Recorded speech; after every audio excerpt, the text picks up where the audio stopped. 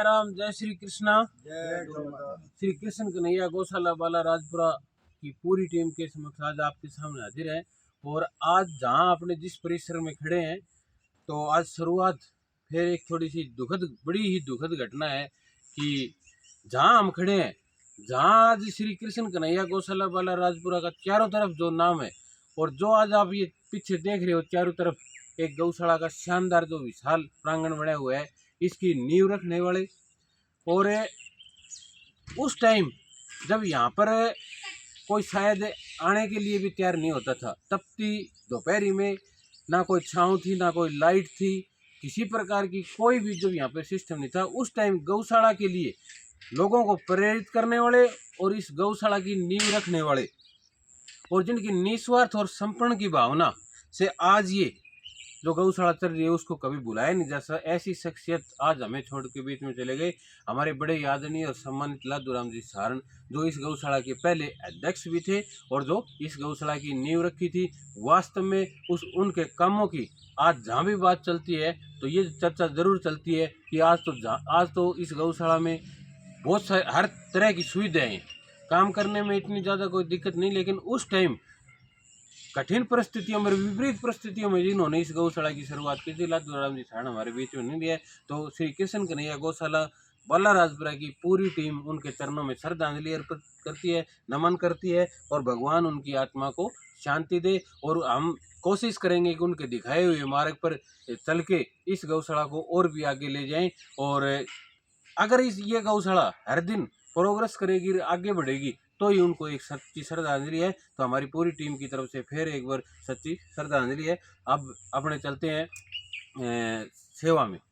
एक सेवा ये सेवा लगातार 2 बार आ गई, लेकिन बीच में ये रह गई थी।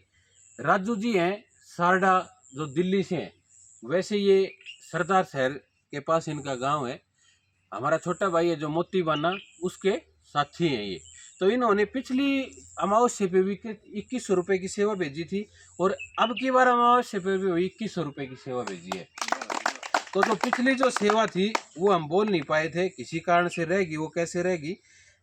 सरदार शहर तहसील में उनका एक छोटा सा गांव है और मोती जी के साथ वहाँ दिल्ली में रह रहे हैं।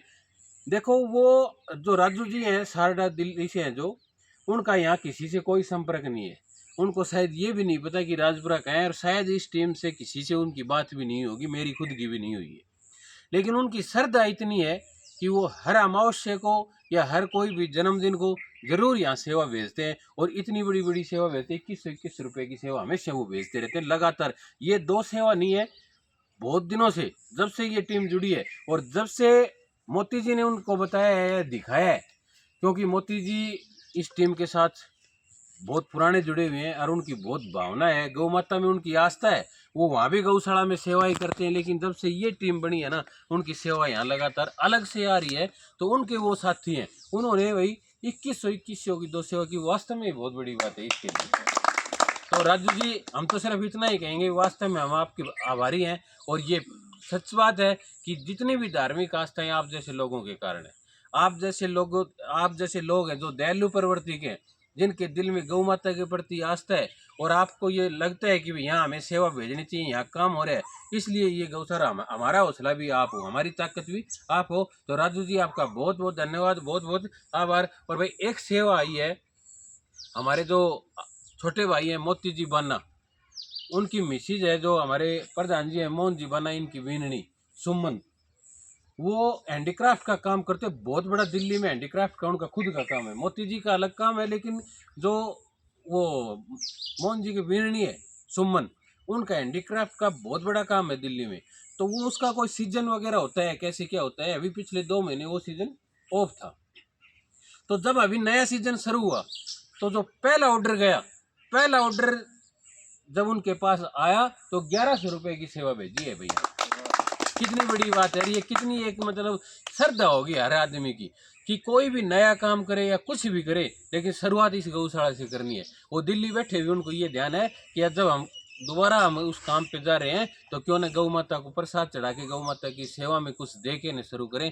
तो मोती जी, आपका बहुत बहुत धन्यवाद है। लगातार आप मोती जी के कारण भी लगातार सेवा आ रही है दिल्ली से, और मोती जी खुद भी वहाँ से लगातार सेवा भेज रहे हैं। और ये पूरा परिवार इस गौशाला को समर्पित है। हमारे आदरणीय मोहन जी बाना जी हैं जो लगातार इस मतलब गौशाला में सहयोग भी कर रहे हैं, और हर जो भी जिम्मेवारी मिलती है उसको अलग से पूरी अपनी मतलब कर्तव्य समझ के निभा रहे हैं। तो इस पूरे परिवार का, बाना परिवार का बहुत बहुत धन्यवाद भी है। मोती भाई आपका भी फिर धन्यवाद, क्योंकि आपसे हमें बड़ा सहयोग मिलता है।